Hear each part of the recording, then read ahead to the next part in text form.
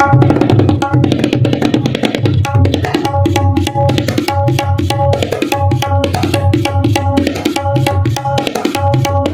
परिषदेची या ठिकाणी निवडणूक येऊ घातलेली आहे। पहिल्यांदाच नशिराबादला हा मान मिळालेला आहे। आपण राष्ट्रवादी अजित पवार पक्षातर्फे पहिले उमेदवार या ठिकाणी आहेत, काय सांगाल, काय खात्री वाटते विजयाची? राष्ट्रवादी अजितदादा गट या पक्षाकडनं मला उमेदवारी मिळालेली आहे। त्याचा अधिकृत उमेदवार मी आहे। माझी निशाणी घड्याळ आहे। मला खूप आनंद आहे। पक्षाने माझ्यावर विश्वास केला।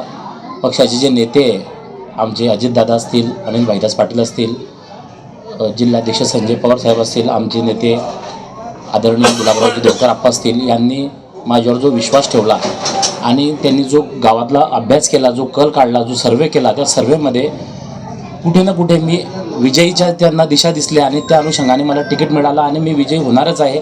हा माझा गावाच्या प्रतीनं माझ्यावर विश्वास आहे, एवढंच मी सांगतो। सत्ताधारी पक्षाकडून मोठे दावेवादे या ठिकाणी करण्यात येत आहे की आमच्याकडे या ठिकाणी मोठे नेते आहेत, पालकमंत्री आहेत, मंत्री आहेत, कसं बघता याकडे?